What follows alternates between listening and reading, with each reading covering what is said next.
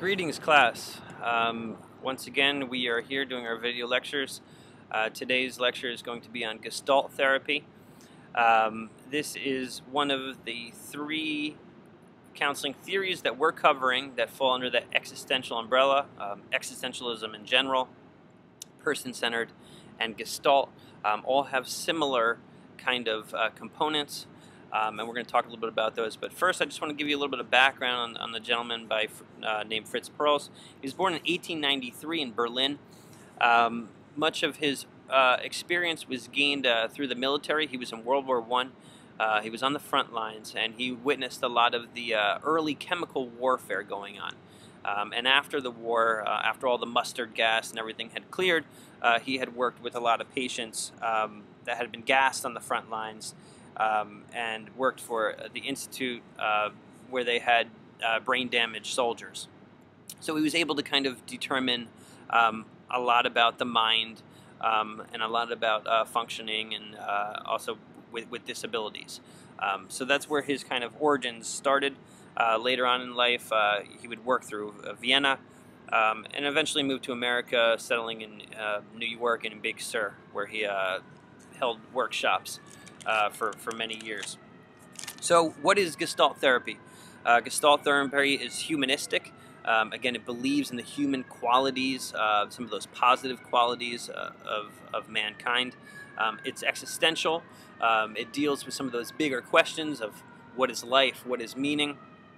It's phenomenological. It pays attention to the person's subjective world, their own world, what matters to them as unique individuals. And it's process-based. It realizes that this is something that kind of takes time, and that there's a way of going through things, and eventually there's kind of a catharsis at the end.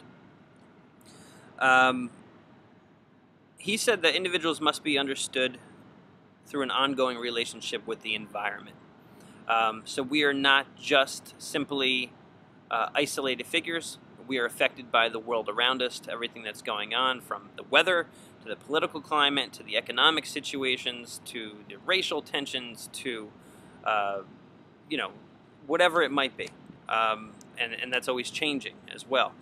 So all these kind of things affect us as individuals. A key component to Gestalt therapy is we are trying to gain an awareness. This is all about awareness. We are trying to gain an awareness of what we are doing and how we are doing it. The how is so particularly important, and we're going to explain a lot about that. And through an awareness and how we're doing things, with that awareness will come change automatically, he says. Again, this is all based on the awareness of how we're doing things. And he pays particular attention to what he refers to as the here and now. In this particular case, like right here on the roof where I'm filming this video, and the now being whatever time of the day that it is. Oftentimes we're not talking about things in the past, we are talking about things in present. They may have started in the past, but you are feeling them now in the present, and you are feeling them here, which would normally be a counselor-client counseling session. That's the here and the now that he refers to, but we'll talk about that a little bit more. Again, Perls valued the present. He focuses much more on the process rather than the content. So he's not always necessarily listening. Of course he is, but he's not paying particular attention to what you're saying in terms of the origins of your problems and all the whys, but he's more interested in how you're telling it. And I'm going to explain that a little bit more. It's really interesting stuff. So as therapists, we design experiments to increase an awareness of what someone is doing and how they are doing it. Again, the how is much more important than the why. So for example, if I'm talking to you about my anger of my father, I might be able to verbalize it and express it, but the kind of things that Fritz Perls would notice, and I know this is a little bit harder on a video, is he would notice not necessarily what I'm saying, but he would notice how my fist is clenched, or how I'm shaking my leg, or how I would maybe chest, throw out my chest when I kind of say these things. And these are the kind of things that he would point out to the client, and make them become aware of how they are expressing some of their distress. And again, through that awareness of like, oh wow, I do this when I talk about my father, or when I talk about anger, or when I talk about love, or whatever else might be a component in my life. How physically and how non-verbally I'm kind of getting these things across.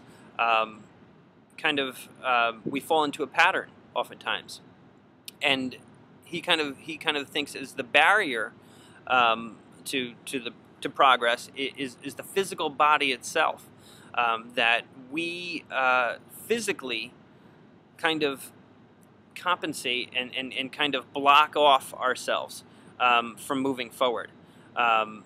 In terms of falling into a pattern, I'll always clench my fist when I talk about my father, kind of thing, and by doing so, I'm kind of trapping my body. And obviously, one of the goals of this Gestalt therapy is to dissolve this trap and to kind of clear the way.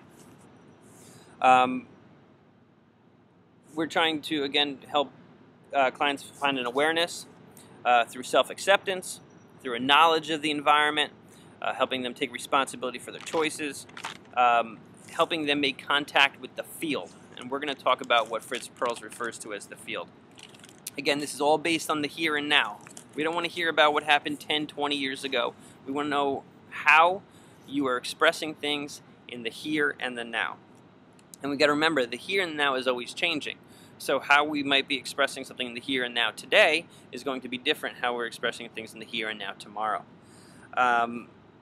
Clients are expected to do their own seeing, feeling, sensing, and interpreting, as opposed to wanting the therapist to tell them. Again, that's kind of similar to the person-centered stuff that we discussed in the last video. We want our clients to experience it. Right now, we are showing behaviors all the time that we do. I'm watching the video and I could see myself and I could see how I raise my eyebrows all the time, blah, blah, blah, blah, blah. I'm not always aware of that. But Fritz Perls and Gestalt therapy would want me to be aware of that, like how I say something and then I do that, or how I say something and then I do that. These are the kind of awareness that would help, if I did have some sort of issue with that, would help me kind of understand myself a little bit better. And this is where a lot of people argue with Fritz Perls, but he kind of more or less says that with that awareness, things automatically correct themselves, or at least kind of reset themselves and put themselves back on track. Because, again, we don't necessarily know how we are expressing certain things. So it's up to the counselor to kind of point out how. Again, with the clenched fist, or the shaking, or the eyebrow twitch, or whatever it might be.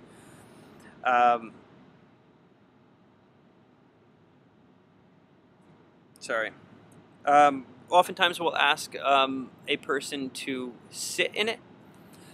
So if they're feeling depression, we'll say, okay, well, sit in it. Let's stick with it. You can tell me about your depression, but what does it feel like? And what does it feel like in your body? And how do you show depression? And how do you show sadness? Or how do you show grief? And he wants to know how you show it physically. Sometimes it comes out in the forms of tears, but other times it doesn't. Other times it could cause one to shut down, or it could cause one to slouch, or it could cause one to do any number of things. But we're not always necessarily aware of how we're doing things. Again, he pays a lot of attention to nonverbal cues, and also tones of voice, how I'm saying things. Do I get grunty, or do I get a little bit stressed, or do I raise my voice when I say things? All these kind of things are things that he would notice on how we are expressing our emotions. Some of the key concepts are we are trying to move a client from environmental support to self-support. Again, we don't want people to be dependent on others or dependent on the world. We want people to be dependent on themselves. We want to integrate disown parts of the personality. Gestalt translates from German as whole.